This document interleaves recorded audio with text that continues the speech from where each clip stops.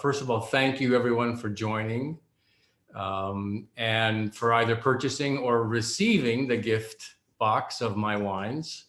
It's a pleasure to see all of you, and I can only see one page at a time, but I know there are 4 pages of 25 people on each page, so we'll try and get through everybody. And I think we had an entire, it was 120 roughly people signed up, Kathy, was that right? It's a full house for sure. This is so nice. And so we're also recording this, and we're going to figure out if for instance, a couple of people said that they were having issues with their internet connection. So we're going to make it available to them, but it's not going to go out wide. But I just, because I wanted to keep this as personal as possible, given the wonderful response to the Christmas offer. Anyway, welcome. Kathy Bird, who's been speaking, we've been working together for a couple of years now. She handles all of my distribution around the country and internationally as well. And she's been my point person for all of the digital aspect of the winemaking, and she's terrific, and she knows the wines almost better than I do now. So I'm so happy to have her on the call, and she's going to kind of help MC and also facilitate any questions as the chat comes through. The wax one. Okay, one quick stop. So James, the wax open, what you want to do is either put your key right in through the wax, go right through the top and then pull it out, and it'll get a little jagged and you can kind of peel that away. The wax is pretty soft. The other thing you can do is actually take a knife, Chris Wack, and you can take a knife and you set it on top. Don't try and cut like you do a foil. Now there's your wine key. Kathy's got her wine key out. Okay, so just stick it straight down through the wax. Just push it through and it'll kind of pull as it's opening, but just give it a go. And you should be able to, Ingrid's got it going there. Okay, just kind of turn it down through, twist it in, and then pull it out. Oh, you got the knife. Don't do the knife. Forget that. Only the spiral goes in through the wax. The knife just skims off the top like a very thin layer, like almost thinner than a quarter. So it actually runs on top of the lip of the bottle as opposed to like along the sides of the bottle. You just barely skim it around. I know it's a pain.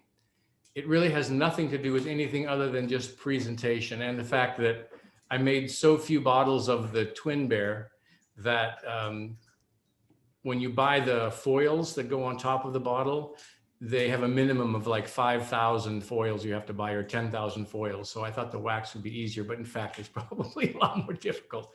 So anyway, you also are able to get a good aerobic workout doing that, and then you'll be able to drink the wine. So it'll balance itself out by the end of the evening. So I'm sitting here in Los Angeles in my home. I decided to start a fire in my one wood-burning fireplace here in the house. Gas is allowed, but this is the only one that's real wood, which I love because I'm originally from the Northwest. I know many of you probably know that. I grew up in Yakima, Washington. And Yakima is a small town on what we call the east side of the state. So those of you who are from Washington or the Northwest know a little bit of the geography. Those of you who are not from that part of the world, Washington is actually 2 states, a red state and a blue state. No, I'm just kidding. It's a dry climate area and a wet climate area. So Seattle, of course, is on the wet side and lots of rain. There's Kathy screaming, yeah, all right, go Seattle. Go Seahawks, except for this past weekend. That was kind of grim, at least for those of you who are Seahawks fans. If you're an LA fan, then you're very, very happy. Anyhow, as I said, the west side is the wet side, and the east side, where I grew up, is considered to be the dry side. And by dry, it's 9 to 12 inches of rain a year. It's a desert. It's a tremendous place to grow things. Everything grows there. I like to say everything grows there except for Pinot Noir. And that's not exactly true because there's a little bit of Pinot Noir, but most of that you find in Oregon. Turns out that the east side, being so dry, is terrific to grow wine grapes, because one of the key things you need with wine grapes is the ability to control your moisture. And there's an intricate system of irrigation that exists over there that was in place because of all the orchards, and it's just now been passed over into the world of the wine world. So we get the benefit of that. So anyway, that's where I grew up, spent the first 18 years of my life. I went to school in Seattle at the University of Washington and started my career in about 1982, 1983. 83 started with the movie Dune. There we go. There's some Dune fans online. Fantastic. I was out of school very short period of time before luck really came and touched me. They auditioned for the role of Paul in Seattle, and then I met David Lynch down in Los Angeles, and one thing led to another, and there I was, cast in my first ever film, first ever big role. And it was, we were sort of off to the races until Dune came out. It wasn't very well received. And I came back again and worked with David Lynch again on Blue Velvet and on and on. So we'll get more to the career side of things, but I wanted to mix in a little bit of it just to show that I spent my formidable years growing up in Washington. I've always Kyle, we did have one question about if any of your Twin Peaks folks tasted your wines, but I think didn't David help kind of get with that whole Dune thing, kind of get you thinking about wine a little bit? Well, it's a good story, and you're right, Kathy. I passed over that. So I mentioned that I even at a tender age of whatever I was when I was in high school, I was enjoying wine a little more earlier than I should have, unless of course you're from France, then it's fine. But I started enjoying wine when I was in high school and in college. And part of the story about the Dune experience for me during the casting process and the screen test, when I returned to my hotel, we did the screen test in Los Angeles. And when I got back to my hotel that fateful evening, after kind of a grueling experience in front of the camera, my first time ever in front of the camera with David Lynch guiding me and directing me, I came back to my hotel room and I found sitting on my table in my hotel room a bottle of wine. And I looked closer and it was a bottle of Lynch Bage, French Bordeaux wine. And it was a beautiful gesture from David, because during the process of our interview and the couple times that we spoke together after that, we always spoke a little bit about red wine, and we always talked a little bit about the wine that he loved at the time, which is Lynch Bage, and still loves, which is Lynch Bage. And so there he had gone to the trouble of sending a bottle to meet me, really, at the end of a long day in the hotel room at the hotel where I was staying, the Beverly Garland Holiday Inn, in fact, in the Valley. And it was a beautiful gesture that said, thank you. And I took it to mean that I was kind of his choice, you know what I mean? And I thought, okay, so now I just have to wait and see. And turns out, of course, that was the way it went. And I got to enjoy probably my first bottle of French wine, really, of a Bordeaux, and an exceptional one at that. So to say he spoiled me is an understatement. So that's a little story. And that passing back and forth of Lynch Bage has continued throughout our friendship, even to this day. So his birthday is going to be coming up here on the 20th of January, and I will hand deliver to him a bottle of my stash of Lynch Bage, my slowly receding stash of Lynch Bage. So just a beautiful memory, a beautiful story.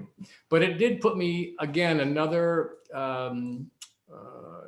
not an indicator necessarily, maybe a signpost for me of the road to where I ended up finally in 2004 and 2005, embarking on the journey myself. And it, leading up to that point, it was a series of experiences that were interesting. Going to Napa with my then girlfriend. I was dating Laura Dern at the time, so it was late 80s, and we would drive up to Napa and we would stay and go visit wineries. Not a clue as to what we were doing, but just enjoying that experience.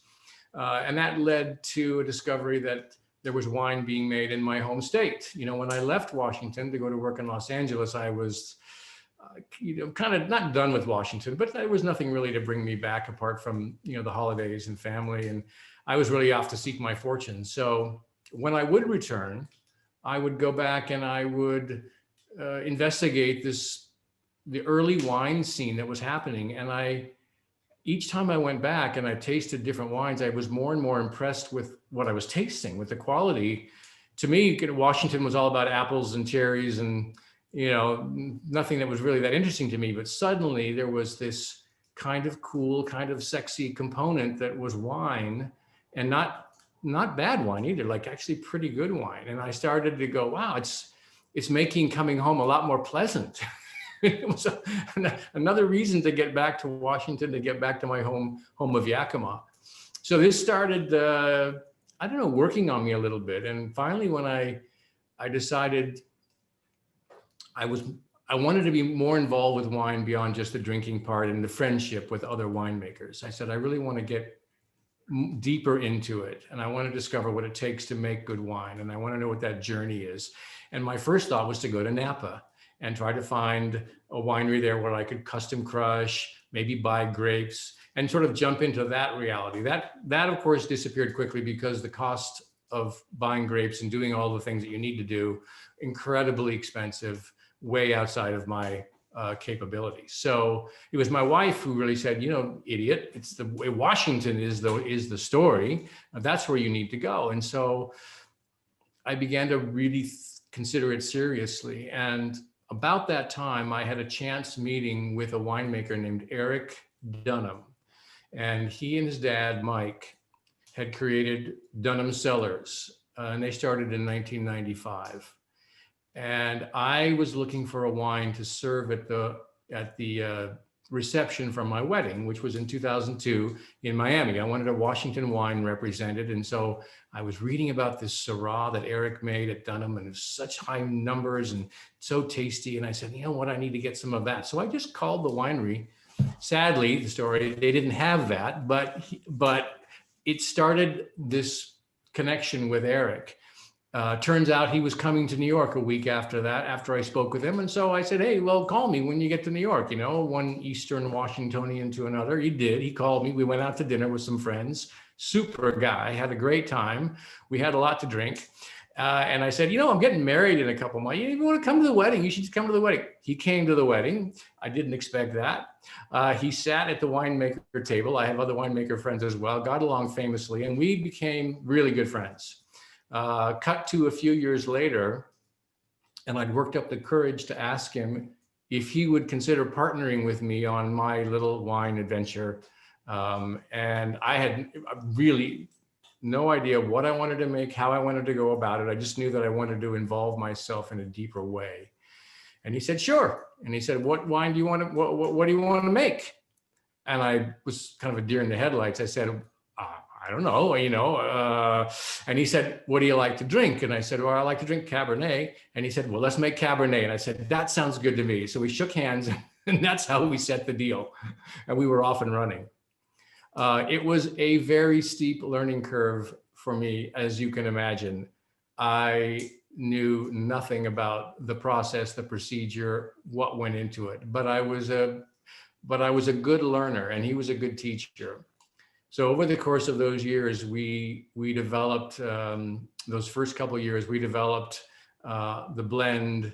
I worked on all of the look of the wine, what was going on, but I immersed myself in the process. And in 2005, we released the first vintage of Pursued by Bear to, I think we had a 91 points from Wine Spectator, which was very respectable, sort of beyond anything that I had considered. And I realized I'd created something that was not, film or stage play or television. It was something different, something, and I got to say that 91 almost meant more to me than the Golden Globe. Not quite, but I mean, it meant, I had a euphoric experience, euphoric feeling. So that's where we started. The so that's I'm going to segue. I'm going to come back to the, because I want to know how the wine was named and all those kind of things. But I think we should maybe visit that Pursued by Bear now together. And those of you who have the Pursued by Bear, enjoy. And if those of you who've decided to go with the Twin Bear tonight, if you want to split them up, totally fine. We'll get to the Twin Bear too. And in fact, those two stories are intermeshed. So let's start out. So I've poured myself already a glass. I don't know how I was able to wait. But the Pursued by Bear, which the 2017 is really Cabernet dominant. So 95% Cab, 5% Merlot. And it's very typical of the wines, the previous wines, the Pursued by Bear wines, and also of Washington State. So some of the flavors that you're going to be tasting, we say dark fruits. So these can be plum, blueberry, blackberry, brambleberry is another term that we use. Listen to me, that we use. Anyway, I use it. And there'll be other notes in there that are imparted from the barrels. The barrels put little scents in there as well. You might get a little like a mocha flavor, sometimes a little coffee mocha, sometimes a little even tar, lead. They talk about those kind of things come to the forefront. Vanilla, sometimes cinnamon, all depending upon the barrel and what the barrel does. But all the fruit flavors are there in Washington State in abundance. And I really make what I enjoy drinking. So as I said, the fruit is very, very present. So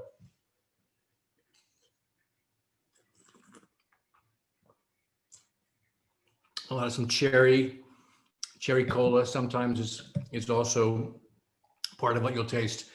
And another very distinctive thing about Washington wine is there's a brightness. There's almost an acid isn't exactly the right word, but it's something that kind of lifts the wine and gives it a little brightness. And this really is one of the many great things about Washington State, but it has to do with the temperature fluctuations. So as I mentioned earlier, the east side of the state is very dry and can get very hot during the summers. So growing up there, we had consistently, low 90s, high 90s, even a couple of weeks where it'll be above 100 for periods of time. So it can really, really bake. But at night, things will cool off. Come around midnight, 1 o'clock, things will drop because it's basically a desert, anywhere between 1,500 to 2,000 feet, and cools down dramatically. Not, it gets into the low 60s, maybe the high 50s, maybe, but usually low 60s. Becomes really comfortable, really nice.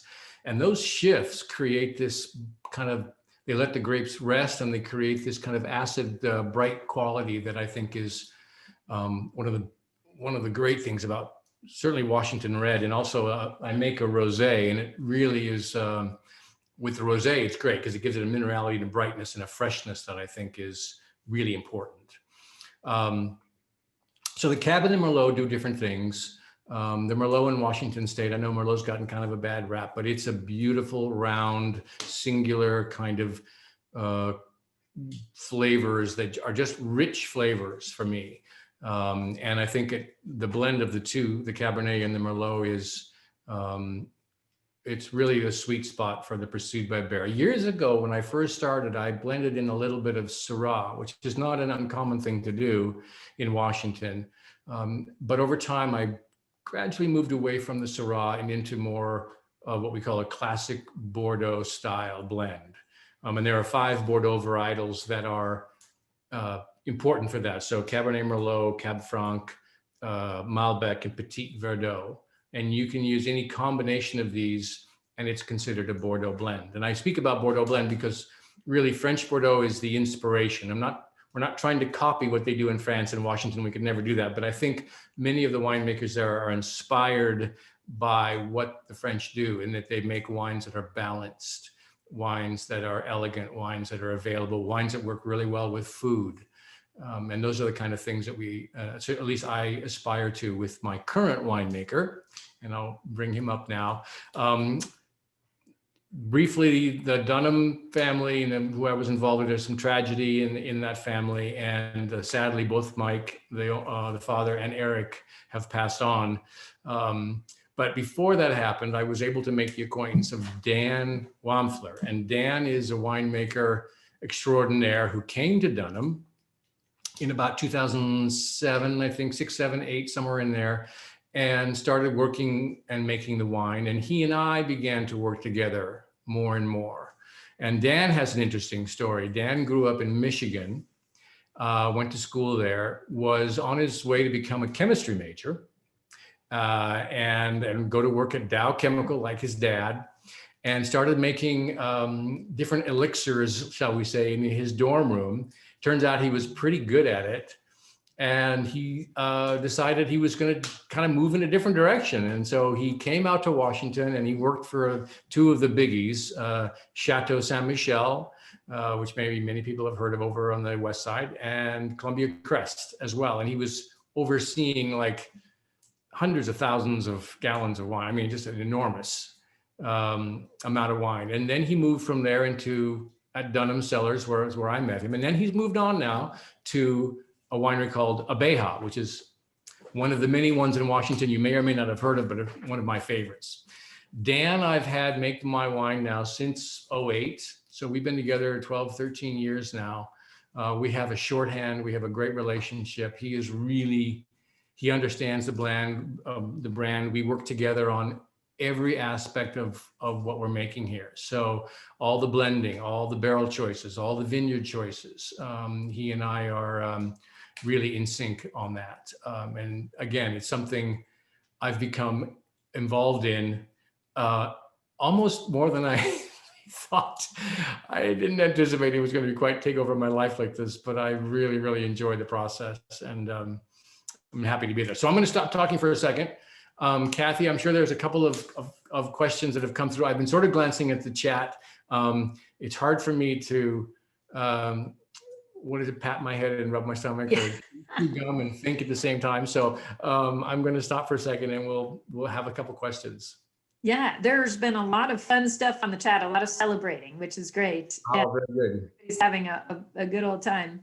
I do think now that we're drinking the Pursued by Bear, and we talked a little bit about Eric talking about, where the name came from. Yes. Okay. That's a good suggestion. So why Pursued by Bear? Pursued by Bear. Well, it wasn't my first choice, but I knew that I wanted something that would reflect back to what I call my day job as an actor. So something, and more particular to my early day job, which is on stage. And I haven't been on stage for a number of years, but it is, you're working without a net there. So it's pretty intense, and I really, really enjoy it. But I wanted something to kind of to revolve around that world and that environment. So I was thinking of things like calling it upstage, downstage, Harlequin, I thought of some other names like this that sort of spoke to the theater tradition. Turns out most of those were already copyrighted and were not available. Someone just said the CBS Sunday Morning Special in 2001 or 2011, 2011, 2001. It was a space oddity and everything. I did a CBS show and we visited the vineyard in 2011. Thank you for that. So I just happened to be up in Napa at the time, and I was visiting a winemaker friend of mine who I know very well, who's wonderful, and kind of discussing it and thinking about the name. And I didn't really want to bother anybody about it, but I started talking to my wife on our way back down, and I was saying, there's this stage direction that I've always really liked from The Winter's Tale, Exit Pursued by a Bear. And she was like, that sounds kind of interesting. And I was like, yeah. So I kind of put it away. And as the story goes, my wife is very well connected, and she was friendly at the time with Steve Martin. And so that evening we were going to go over to have dinner with Steve Martin at Steve Martin's house, who I'd never met in my life, although we were connected because my first year in college, 1977, I went to see Steve Martin perform. I think it was a Wild and Crazy Guy tour. I'm not sure if that was the name of it, but it was John Sebastian opened for him, who was booed off the stage. It was very sad because people wanted to see Martin, you know? And the very first check I ever wrote in my life was to buy the tickets to Steve Martin on stage in Seattle. And I went to see him perform on stage, and he was spectacular. You know, there was a brilliance in wearing that white suit, I realized later, because he glowed on stage with that white suit. So that was the first and last time I ever had any contact with Steve Martin until we had dinner with my wife at his house in LA. And it probably was after it had to be after a couple of glasses of wine, I got up the courage to actually ask him his opinion about this name. What do you think of, Steve, about Pursued by Bear? And he really liked it. He probably had a lot of wine too. So we both, so I said, okay, if Steve likes it, it's good enough for me. Of course, then I went to Eric and said, hey, I'd like to name the wine Pursued by Bear. And he kind of looked at me for a minute, shrugged his shoulders, and said, well, it's your wine. And that was it. So Pursued by Bear came to be. I liked it because it was kind of weird. It's Shakespeare's most famous stage direction. It's the most specific, the most kind of off the wall by a long shot. You know, it demands a lot from the director to come up with how to make that work. Do you put a guy in a bear suit, or do you try and get a real bear, or do you do it more symbolically with smoke or with curtains, or, you know, how do you make that work? And it was kind of me asking, how do I make the transition into making wine work? And I was like, okay, I can draw a little bit of a connection, but more than anything, I just kind of liked it and I thought it'd be kind of fun. And it lent itself to a really good visual. I thought this label is going to be, well, of course it's going to be a bear chasing an actor off stage. So I started looking for someone who could design my label. And I came upon a woman named Caroline Church, who lived outside London in a little community called Richmond out there. And I liked what she did. It was kind of the woodcut style. And I reached out to her and we had a really nice chat, and she agreed. And so she did a drawing of the Elizabethan theater with a bear chasing the actor across the stage. And the bear looked about this big on stage, because a big, Elizabethan theater, they were little tiny. I said, that's not gonna work. So I said, can you make him bigger? So she then made the next sketch with the actor and the bear. You could see them, but you had no idea where you were. They were like sitting in front of a doorway. And I was like, well, that's not gonna work. So then, because I'm a genius, because again, I had too much wine, I said, why don't we try it and flip it so that we're actually backstage looking out towards the audience, and have the bear kind of glance back and give a little sort of a smile and a tongue wag like he's having fun. The actor we don't really care about, he's going away. But then you can see, if you look closely at the label, the stalls, and you can see some of the members of the audience that are there. Early on, I thought it would be kind of fun to put some names, put some faces of the people that actually worked at the winery on the label, but it turned out I just let Caroline do her thing. And so she'd do these kind of fantastic figures. And that's how that came to be. I also added a little Easter egg under the front paw of the bear, kind of tucked into the floorboards, are the numerals, the 3 for Act 3 and the little small I for Scene 3. So you can kind of make them out. There's 3 kind of Roman numeral capital I's, stands for Act 3, Scene 3. That is where the stage direction actually happens in the play, Act 3, Scene 3. So anyway, I had a lot of fun with this. That's, again, I'm talking way too much, but that's how the label came to be. And then Caroline did all of my subsequent, apart from the other wine that you have with you, Twin Bear, and she was not involved in that. And that's a whole nother story we can get to. So I'm gonna have another sip of Pursued by Bear. And Kathy, what do you think?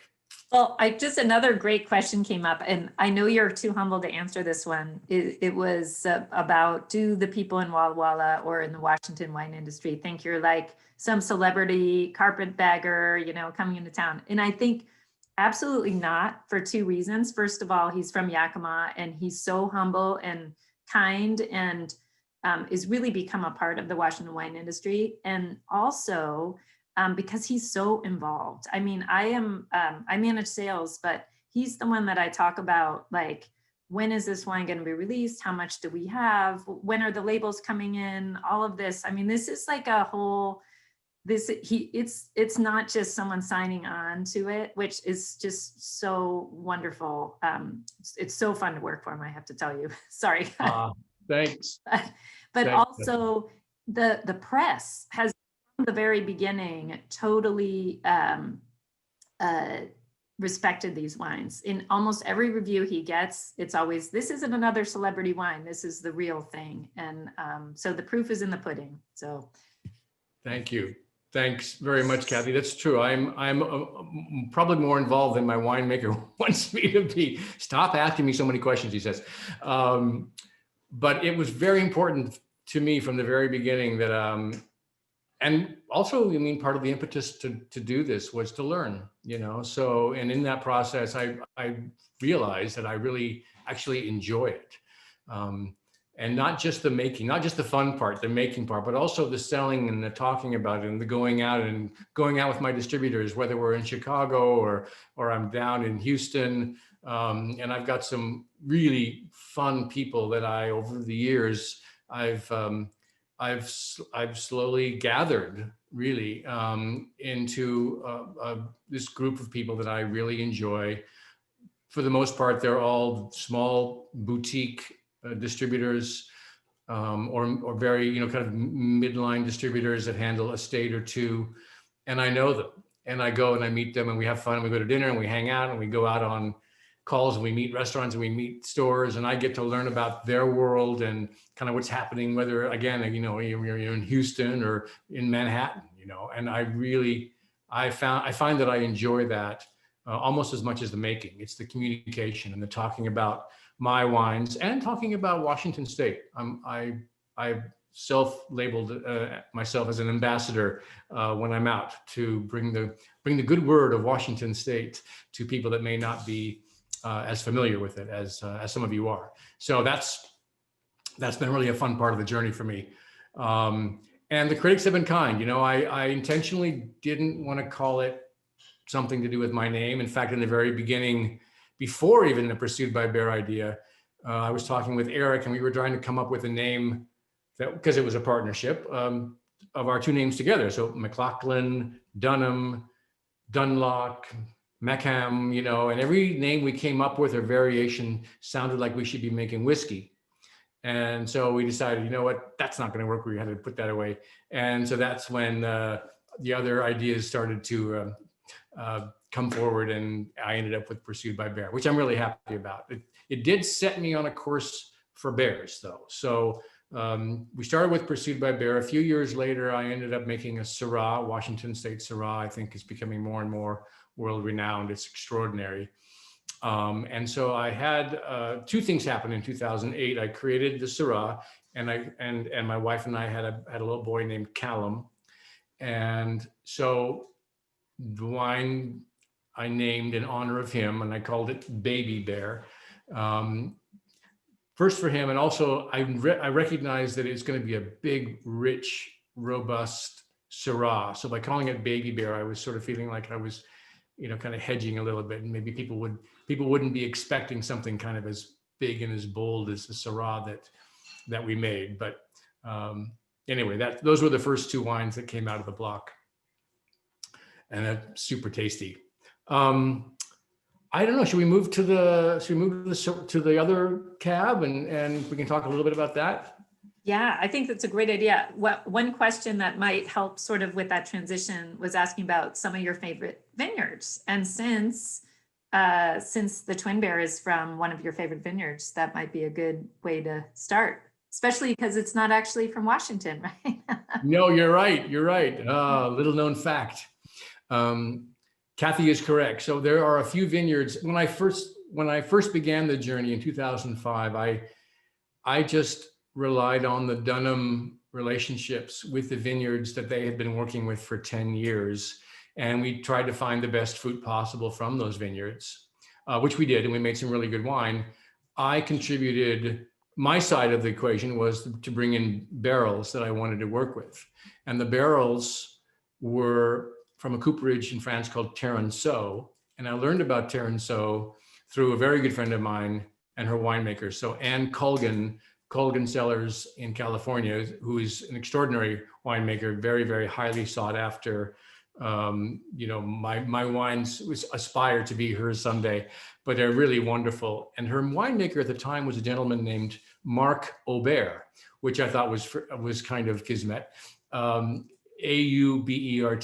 And Marc is the one who put me on track with these Terenceau barrels. He said, these are what we use for, when we age the wine in these particular kind of barrels. And these are we have 3 different types, and these are the staves, and this is the toasting. And he basically just kind of spelled it out for me. And I was like, well, listen, it's worked really well for you. I'd love to try it for Washington State. So that started it in 2005, and I haven't changed the barrel profile much at all from that. I've tried a couple other cooperages, but I keep coming back to Terenceau because I think they're just so extraordinary.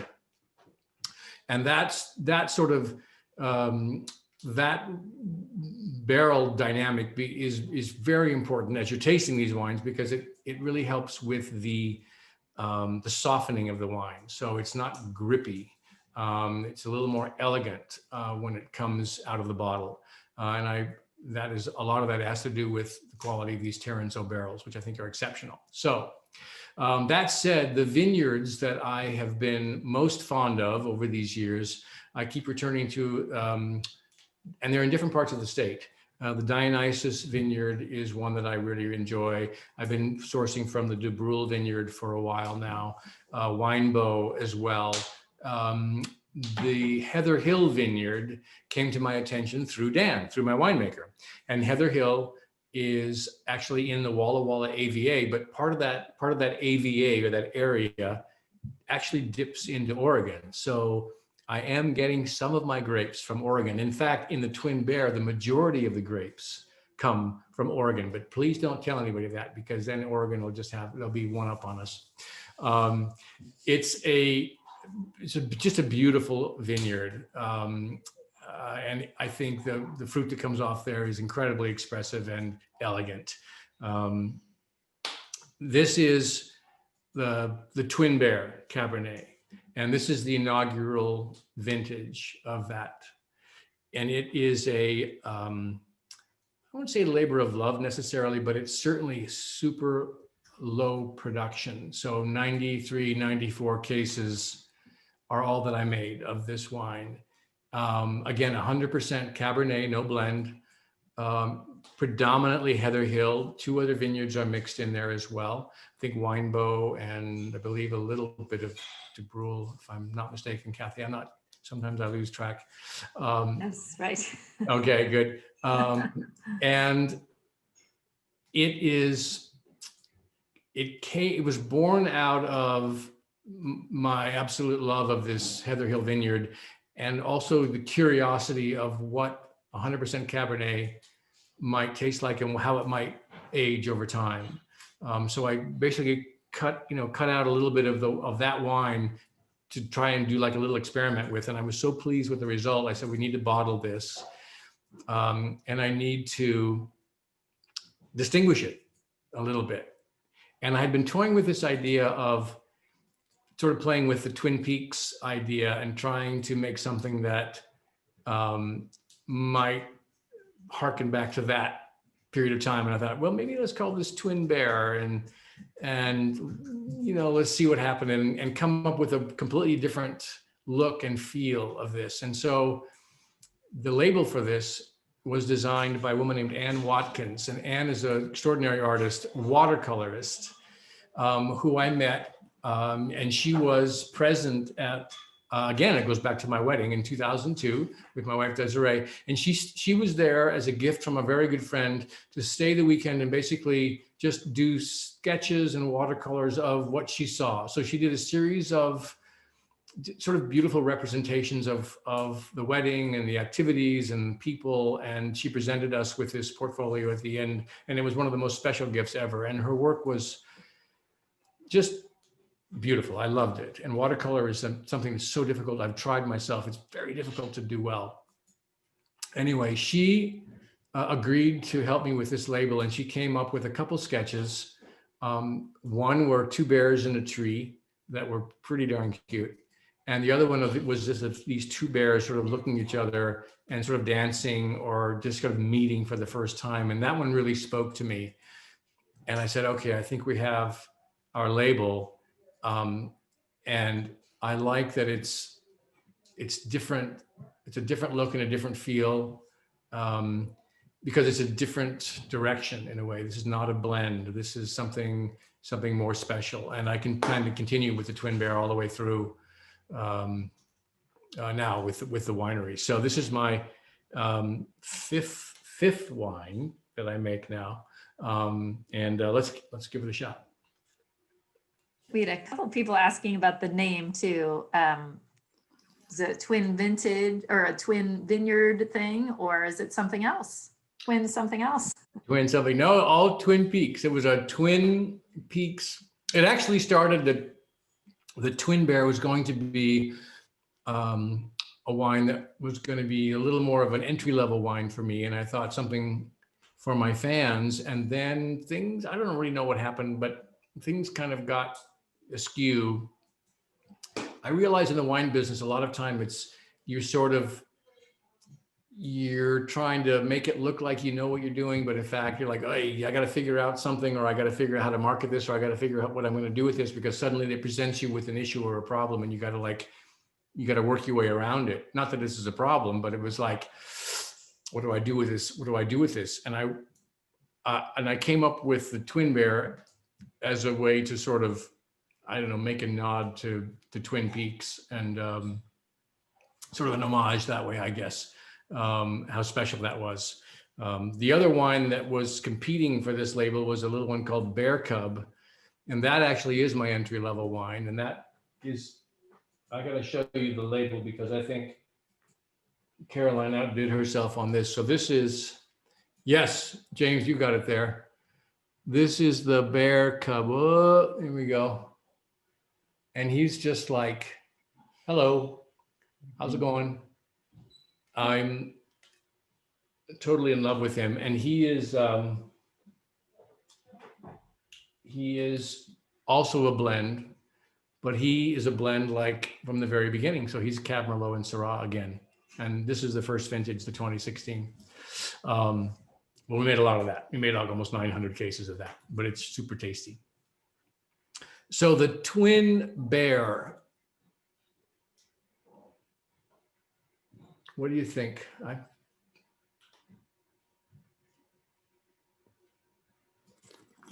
Lots of good feedback.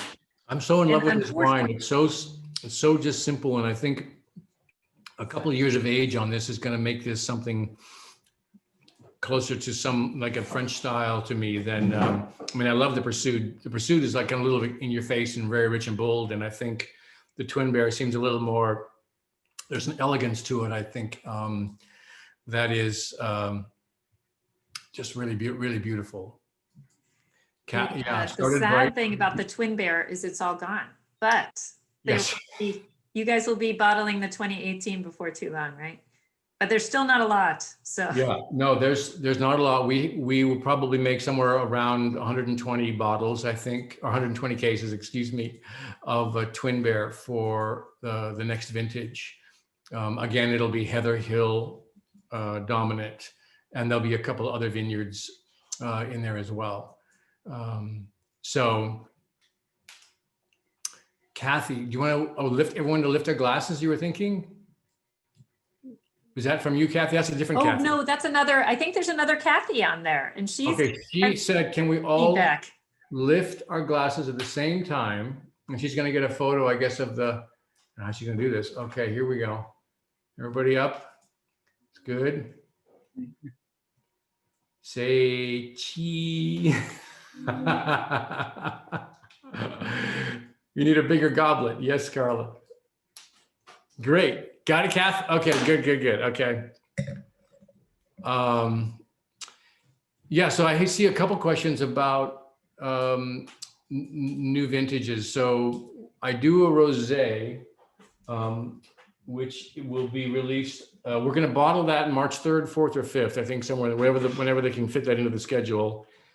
And this is Blushing Bear, of course, because that's what you call a rosé, right? And I never could figure out if he was blushing or maybe he's got a little headache. I don't know there, but this is lower alcohol, which is good. And it's reminiscent of Bandol style French rosé. So the Grenache and Mourvedre are the two varietals that I think blend really well together. Really easy to drink. And I'm really happy with that rosé. That's bottled in March and goes out pretty quickly. The 2017 Syrah, the Baby Bear Syrah, will be released, I think, February as well, if I'm not mistaken. Yes, yeah, that'll be the next. So right now, I think from the winery directly, there's just some of the wonderful Pursued by Bear Cabernet that you guys are enjoying tonight, the 2017. We still have some of that for a while. And then the new Baby Bear will be released, I believe, right at February 1. So that will also be the 2017. So yeah, those will be the next. I'm really excited about all these wines, but sometimes I lose track exactly where. Thank you, Kathy. Oh my Lord. I see some Andrew. Hello. Very nice. So those are the two wines. You can tell the differences there. They're beautiful. I have 3 others that I make. I would love to, maybe we can answer some questions, Kathy, about there were some questions that were submitted early. Brilliant questions, actually. Yeah.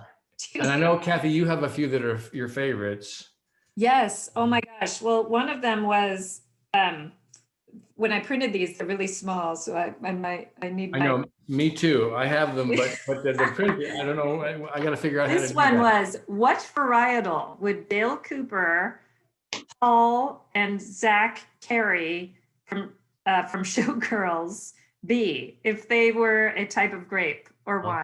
Okay. So you've got Dale Cooper from Twin Peaks. You've got Paul Atreides from Dune. From the real Dune. Oh, I'm just kidding. No, that's okay. I'm looking forward to the new one like everybody else. I can't wait to see it in the theater, I hope. And then Zach Carey was a character I played in Showgirls, in the infamous Showgirls, back when I was skinny. Okay, so I think starting with Zach, because it's Vegas and I always equate champagne with Vegas, he probably would have to be like a champagne of some kind, kind of a rich champagne, but only because he's from Vegas, not necessarily the character. Paul Atreides, because it's so wrapped up with the spice, and I would think maybe a Syrah, because Syrah has also spicy notes in it, meant to have spicy notes in it. And then Dale Cooper, only because we're so aligned in everything that we do, between whether it's pine trees or Douglas firs or coffee. I just have to say Cabernet, because that's where he would go, straight to a Cabernet, sort of a mocha inspired rich Cabernet. So not really that esoteric, but those are the first things that come to mind. So. Another related one, and then I think there's some more questions that everybody's always curious about, but what would Sheriff Truman's favorite wine be? Oh, beer. Right. Mike Onkeen would be beer. Actually, Mike was pretty healthy, so it was probably tea. Would be tea. So I know everybody's always wondering who your favorite character was that you got to play. And maybe Evan, we're question about Trey. We got a lot going on here. But okay. Cooper. Yeah, I mean, he was really for me was the most fun. And to be able to return after 25 years and not only finally get to Cooper, I know it took forever, but they have the opportunity to play these other characters along the way, particularly the Mr. C character and Dougie for that matter. I mean, so different, so much fun, so great to be able to do them under the guidance of David Lynch and no other director. And that to me was really the special thing. Recognizing that for the character of Mr. C, I had to inhabit a space that was not very comfortable for me, and really uncertain as to whether I would be able to pull it off or not, but absolutely recognizing the necessity of being a threat and at the level of danger that it had to be. So one of those things where I don't know if I would have been able to do it 10 years ago, but I like to think I continue to expand and grow as an actor. And then on top of that, the character of Dougie, which actually turned out to be much more difficult than I anticipated in terms of the courage it took to do nothing and yet fill the frame in my brain with all sorts of things, but no way to really reveal that. And just to hope that the camera was picking it up and to trust David, which I do, but still it was challenging, that what was happening was indeed interesting enough to be on screen. And there are some many favorite Dougie moments. Getting hit in the head with a baseball was one of mine, because every time I would come to a scene, I'd have to reassess and say, well, what do I know? What don't I know? And I don't know what that is coming at me. It's like a baby, and then you get hit the first time and you're like, oh, now I know what that is. So, those are the kind of things as an actor, you find yourself in these situations and it's part of the fun actually, to figure out, to untangle the problem, the knot, not unlike winemaking. Part of the fun is trying to figure out what you're going to do with what you have. When all of the varietals come in and you start blending and tasting and you kind of, well, what does this go with this? And what happens if we do more of that? And this is just us in a lab with a beaker and putting together 100 milliliters of this with 50 milliliters of that, and tasting and thinking and talking and remembering to spit, because the first time I blended, I did not spit. And after about 4 or 5 different times, I didn't know where I was. So that's a very important part of the equation. But it's very much like acting that way. It's really, it's the creation and the putting together of these disparate elements to come up with something that's hopefully really special and magical.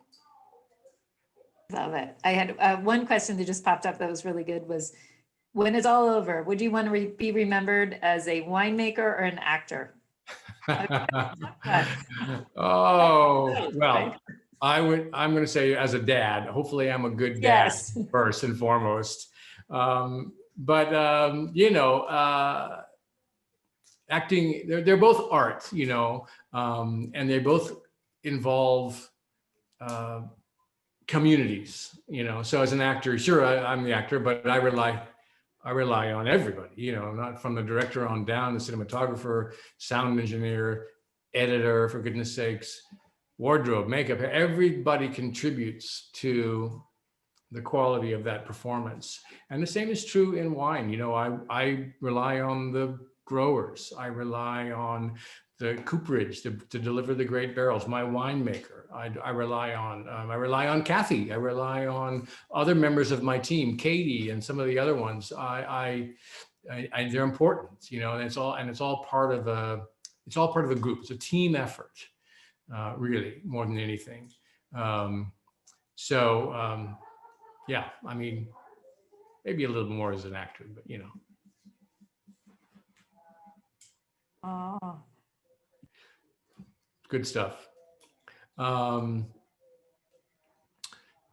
just want to check on something. Will this be a family winery? And it's a good question. I don't know. Callum is 12.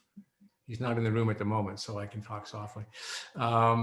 He sort of is intrigued with the baby bear, and I got pictures of him signing a couple bottles with his signature. He gets a kick out of it, but I don't know if he has the patience at 12. So we'll see how it goes. We'll see how it goes.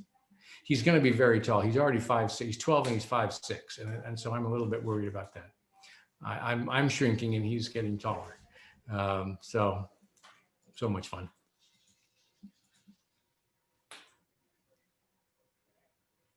So what do you think, Kyle? Do you want to take a few more questions from the chat, or do you want to maybe see if anybody wants to raise their hand and maybe we could try that raising of the hand if everyone is pretty cool. I've got time. I don't think we're going to cut off exactly at 6, so I'll try and hang out for a while. So we'll kind of cycle through. And Kathy, do you want to? Sure, absolutely. Well, I see James Taylor because on my thing he's right next to me, so I'm going to say, and his name is fantastic. So okay, James, you're on. I'm not that guy. I'm just not that guy, just so you know.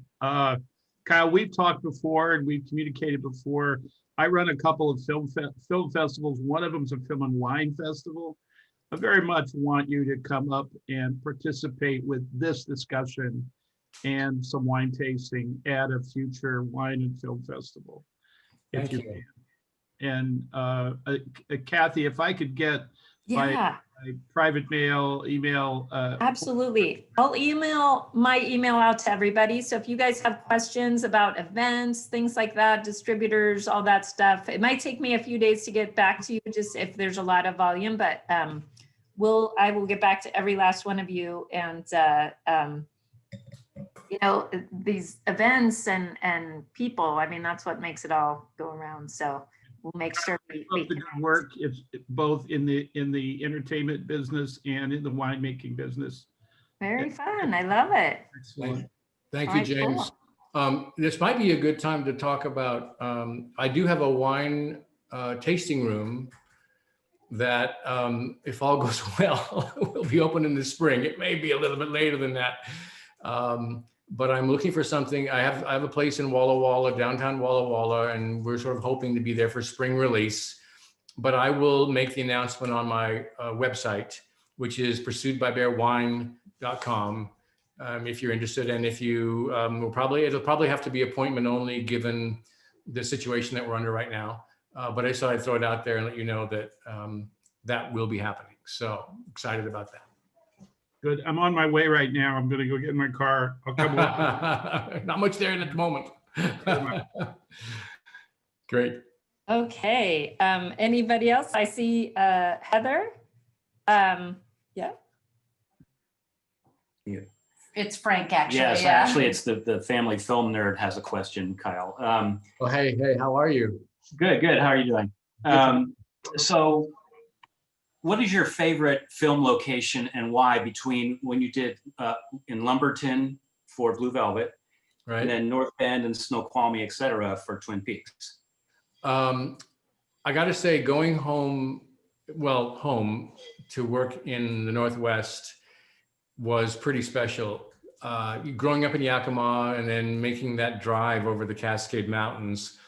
I think I mentioned about the rain shadow. I don't know if I said rain shadow necessarily, but just there's two ranges of mountains that keep the moisture from getting over on the east side. One of the Olympic Range, Olympic National Forest, and then the Cascades. And between those two, they keep most of the moisture on the Seattle side. So driving over the Cascades to go to school at the University of Washington in my dad's 67 Mustang with no snow tires over Snoqualmie Pass, when it was snowing with the windshield wipers that were not great and the wind howling, I'm really, really, really happy that I survived and that my parents didn't know what I was doing.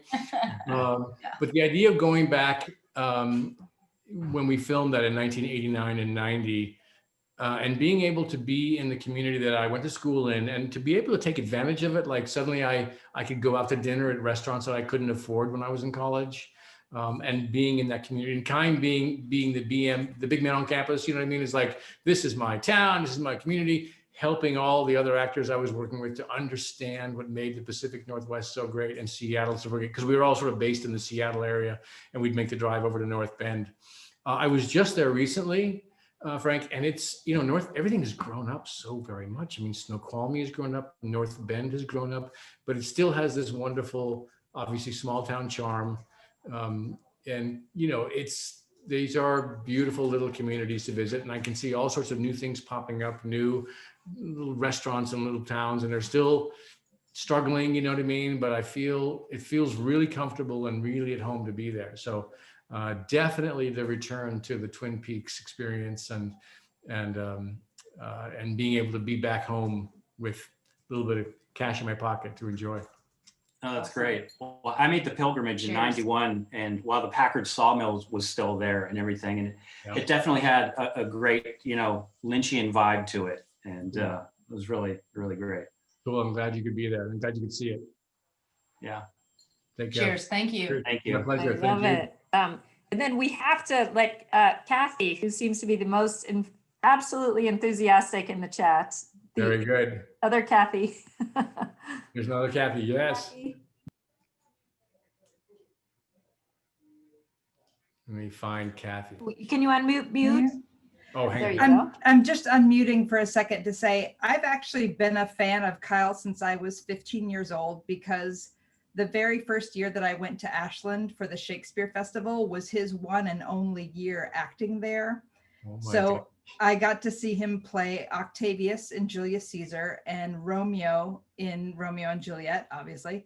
Wow. And I've been a fan ever since. And I remember when Dune came out, of course, all the media was talking about Sting. That's all they talked about was like Sting and his plastic underwear. And my friend Me and I too. were like, That's all I talked about too. yeah, my friend and I were like, hell yeah, we're going to go see Sting in some plastic underwear.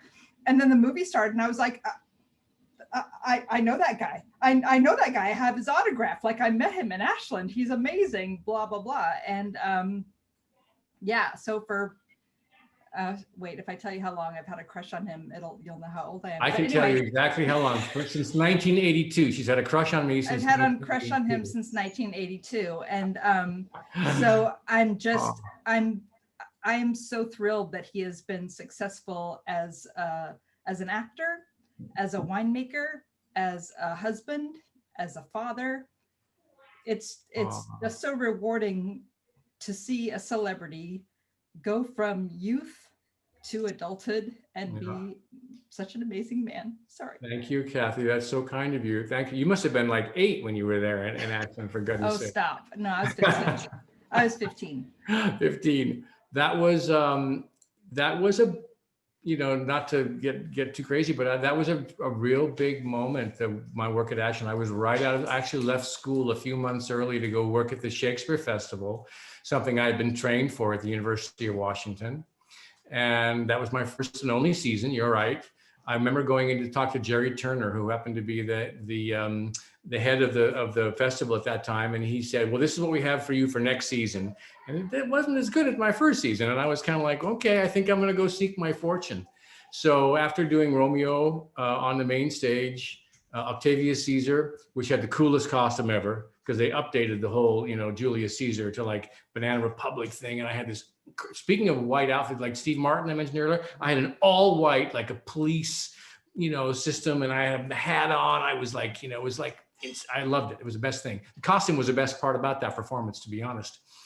And the boy in Henry V, it was a magical summer. And Kathy, you were a big part of that. So thank you. So great. Okay. Do we have time for a couple more? Of course we do. Yeah, absolutely. Okay. Please. All right, Yes, great. we'd love to. We'll do the best we can. I'll try and speak Guys, faster. let's see. Let me look on the second page. Oh, Carla. Carla, but you don't look like Carla, but Carla and Bobby. there she is. Okay. Hi, Yes, Carla. I'm Bobby. I'm the guest. She, Hi, Bobby. she Hi, allowed me Kyle. on her call.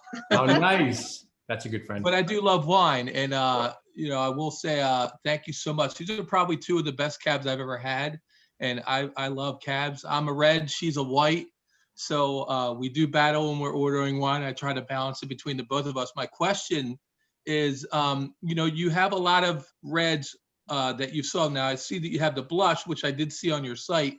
Yeah. But are you thinking about maybe getting into any like a cab or a Chardonnay or maybe even a Pinot Grigio or? Totally. I am totally. I'm thinking a lot about that right now.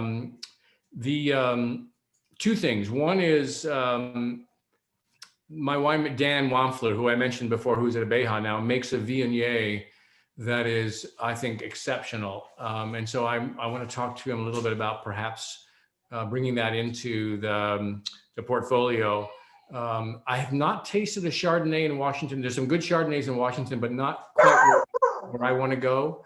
So I'm still thinking about the Chardonnay. I'm almost inclined to like seek that varietal down in Oregon, a little cooler climate, and try to find something that's more in the Burgundian style. And if I do that, I want to enlist the help of my old friend Mark Aubert, because he is a winemaker in Napa that makes extraordinary white wines. They're all pricey, but they're really, really good. He's kind of known for that and his Pinot Noirs as well. So thinking about it heavily, probably a couple of years away from doing anything, but I would like to be able to find just that right beautiful thing. And Viognier is something that I think, people aren't necessarily as familiar with, but it is another varietal that does extremely well in Washington. And it's just light, crisp, satisfying, beautiful wine for a white. And so thinking about it. So we'll see. Thank you. My pleasure. Thanks for being here. So Kyle, if you do a white, it would have to be polar bear. I'm taking we've got a lot all of polar submissions. bears. The consensus is yes. Polar bear? All right, there you go. I don't know. Is polar bear too easy though? I don't know. Maybe it's a really good idea I love it. because there are so many cute photos of polar bears and their cubs running around. For goodness sakes, the label would be adorable. Thanks. I love it. We're getting a lot of mare, a lot of love of the mare. Oh, thank you from Portland. From There, Portland. that seems Thank like we've you. got Oregon is in the house. It seems like. Oregon's in the house. Fantastic. Yes. All Well, right. we support, that's all about the Pacific Northwest. We're all, we support each other. I see Dougie's made his way into Tracy May's feed there. Hi, Dougie. Wahoo. We have a good question. Okay, should we go to Tracy, Kath? Should we do Yeah, that? absolutely. Okay. Hi, Tracy. What's up? Fan. Hi, Kyle. So I was wondering if you have revisited Showgirls since it came out, because I know when it came out you weren't particularly fond of it, but I was curious because a lot of people have reassessed it, and I was just curious your thoughts on it now, because it's been a number of years, obviously. The further away I get from the film, the better. No, I'm just kidding. No, I have not revisited it for a while. It was one of those not love-hate necessarily, but my expectations were of a film that was of a certain type. And when I saw it for the first time, I was like, that wasn't what I thought I was making. I'm happy that, as I get older, that I'm preserved, at a certain point in my life. And I'm like, I used to look like that. That's okay. But I will say this: I am a big fan and continue to be a big fan of Paul Verhoeven. One of the main reasons that I did the film was his work previous to that, and even after that as well. I think he's just an extraordinary filmmaker, and I really enjoyed that process of working with him. I didn't necessarily agree with, how it came together and what he put together, but you know what? It has found an audience and it is entertaining. And at the end of the day, that's what we do. So I'm kind of like, what the heck? Yeah, you're like in two of the most misunderstood but reassessed films of the 90s with Fire Walk with Me and Showgirls. So I feel like that's a maybe a somewhat dubious honor, but well, it's a category I inhabit all by myself. So that's very good. I'll take it. All right. Well, Thank you. Thank you. Thanks, Kyle. Thank you. Thank you all. Thanks for tuning. Thanks for being here. All right, and moving it around a little bit, Brendan has a question about Blue Velvet. Yes, Brendan. Hello. I Hello. want to say we are huge fans. It's my fiance. We're huge fans since like the beginning of our relationship. We've been huge fans of yours and everything. yeah, all your stuff and Thank Mr. you. Lucas for sure. Thanks, Brendan. That's very cool. Yeah, my question was, I had seen in one of your interviews that you had said that your parents, particularly your mom, was a little shocked or more so just kind of weirded out, surprised by the role that you had got. And I was wondering, did your parents get to see the film, and did Blue they Velvet. for Blue Velvet, and did they enjoy it?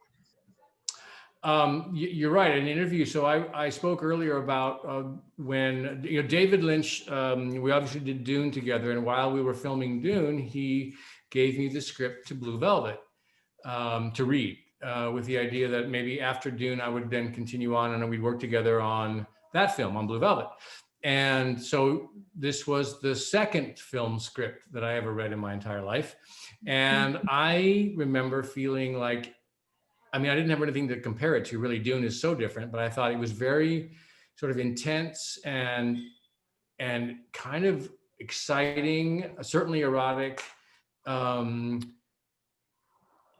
understood the journey of the character kind of, and kind of what David was going to. I was a little weirded out with the specificity of some of the action in it, and I wasn't quite sure how he was going to handle that.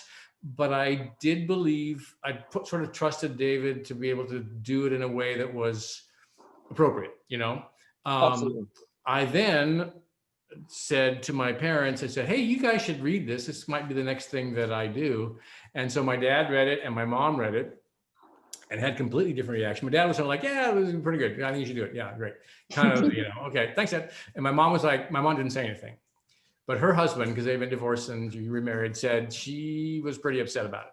And I was like, okay, well, and at that time she was going through chemotherapy for ovarian cancer. So I was like, right, okay. So hang on a second. So I stepped back because I didn't want that to add to what she was already going through, right? I didn't want her to worry about that because I know my mom, she's a worrier and all that kind of stuff. So I took a pause on it and asked David just to kind of hold for a second, which he did. And after a few months went by, I kind of said to her, I said, you know what, I think this is a really good script. I think this is something here. And I think David will handle it in an appropriate way. It's going to be a little shocking, but I think it's okay. And I guess I made her feel okay enough about it that she said, okay, not that she was ever saying, don't do it. She never said that, but she just said, I feel better that you told me this. So sadly she died, or whatever you think, she died before the film came out, but my dad saw it. Yeah, and my town was a little Yakima, it was very conservative community. Most of the people were like a little shocked, but my dad was fine. He's like whatever.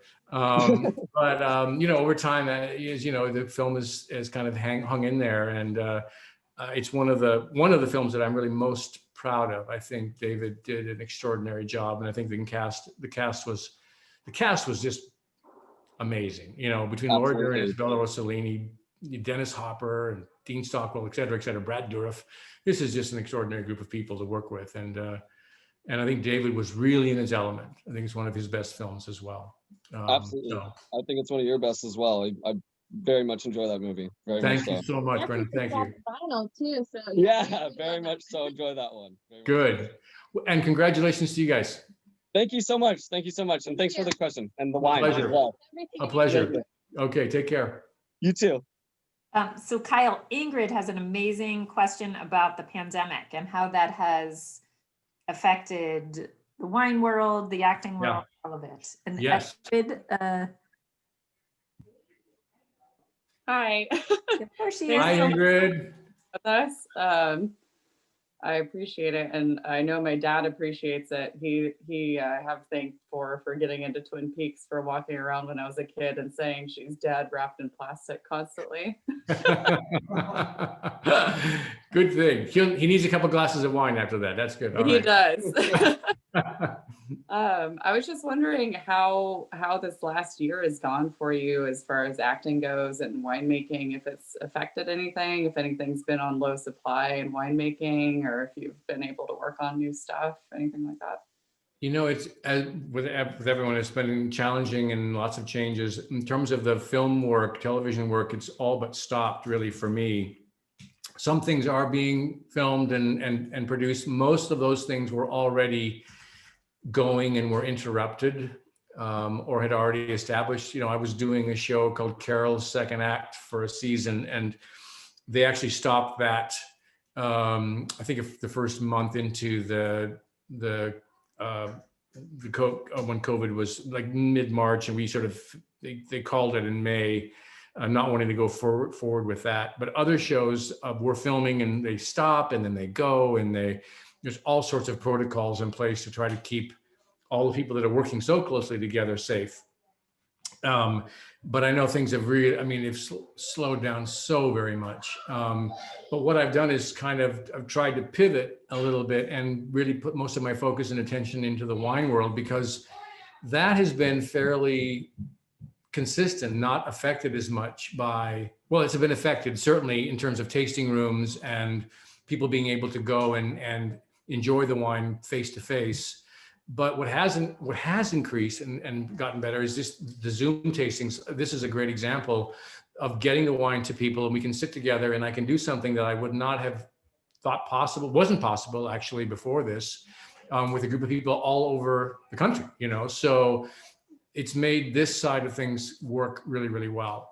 And the time that I spent, maybe on set or working has now been sort of redirected to the wine process, and there's never enough that can be done. I've got so many things to do, but also in the creation of stories and upcoming ideas. I'm working on a project right now. We're just in the beginning stages of working with the producer who produced Parasite. I don't know if you've seen that film.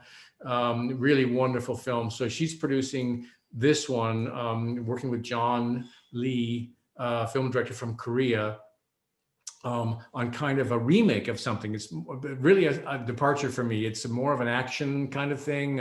He's like a getaway based upon an older movie called The Last Run. And so we'll see how it goes. We're just in the very beginning stages of this, but this time, kind of downtime, is allowing me the freedom to do that. So keeping busy as best I can. And I love where you're sitting, because it looks like you have a beautiful butterfly sitting on your head. Thank you. Thank you so much for the answers and for doing this with us. And the wines are Pleasure. beautiful. Thank you for being here, Ingrid.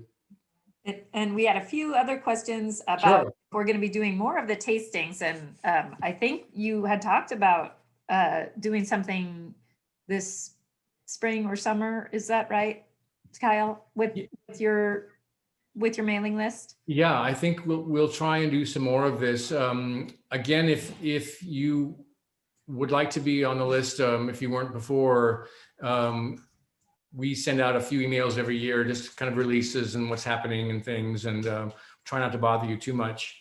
And I will be putting together, not a club necessarily, but it'll be more like an allocation if you want to receive 6 bottles a year or 12 bottles a year, something like that. Oh, I love the tattoo, Ingrid. There it is. Yes, this is a true Twin Peaks fan, ladies and gentlemen, right here. But we'll make, and I'd like to be able to, I can reach out and ask if you, to join in certain tastings and things for certain wines. We're going to try and do more of these, because I think they're really fun, and it's not, I love talking about the wine. And it's a way to get people that would never necessarily make it to Walla Walla or me being able to go to a different community and do this, because we can't. It allows for that to happen. So yeah, definitely. All right. Trying to think if there's anything else that we've missed. We could probably sit here for a couple of days, I think, right? There's a lot of fans here with some great questions. But Okay. Yeah. Well, it's been a pleasure, everybody, and being able to answer at least a few of the questions. Thank you again. If you are interested in more, that I got the website up there, and come see me in Walla Walla. I won't be there all the time in Walla Walla, but the tasting room will be there. Thank you for supporting the wine, or being the recipients of support from someone. I really do appreciate it. This is a labor of love. We're basically, everything that we make goes right back into the winery.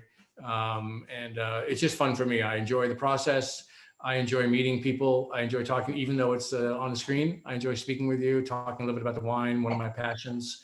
I hope you've all enjoyed the meeting and hanging out a little bit.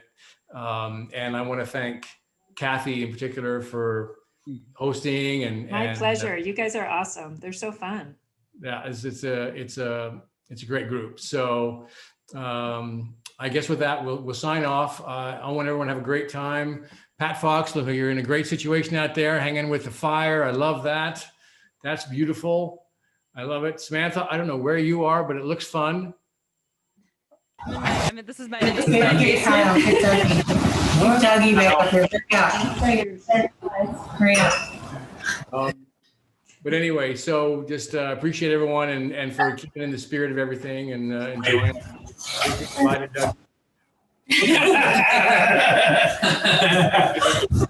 Enjoy it. Hey, Ducky. Very, very good. Thank you. Thank you. I'm Thank kinda exhausted. Thank you. Thanks, Kyle. Thanks so much. Cheers. Thank you, Kathy. Thank you. Thank you all. Thank you very much. Enjoyed this so much. Thank you. Thank you guys. Thank you.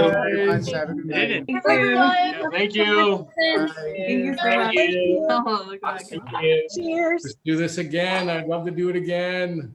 We'll have to Yes. make this happen again, Kath. Thank you so much. Beautiful. Thank you, Kyle. Thank you.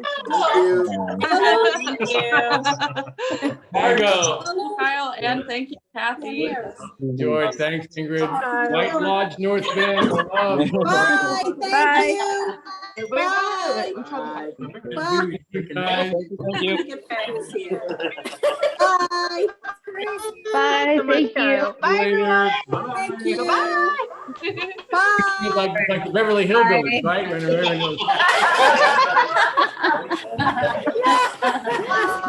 I love it.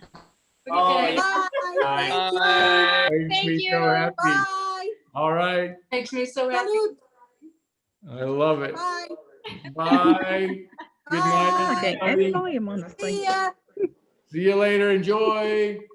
Thank you. Keep drinking that wine. Glug, glug, glug. Cheers, everybody. Roll bottles. We'll keep making it. Thank you for the delicious wine, Kyle. My Appreciate it. pleasure. Thank you for supporting. This was the best birthday present I think I could have ever bought myself. Yay. I bought it for myself for my Love it. birthday too. Perfect. Oh, happy birthday. Thank you. Hey Kyle, could you please tell us Thank who your you. favorite person to drink wine with is? Oh, myself. No, I'm just kidding. That would be my wife. We like to share a glass of wine, and so that's the most fun. That's That's the most perfect. fun. Anywhere where I don't have to drive after. That's the best thing. Who's the coolest person though? Who's the coolest person you've had wine with? Who's the coolest person? Oh, David Lynch has got to be the coolest. That's the most. He's the most awesome. All right, I'm going to jump off. I love you guys. Thank you so much. Thank you so much. Thank you. Okay. Bye. Take care. Salute. Bye. Bye, everybody. Bye. Bye. We love you. Bye. Good night. Bye. Damn fine wine.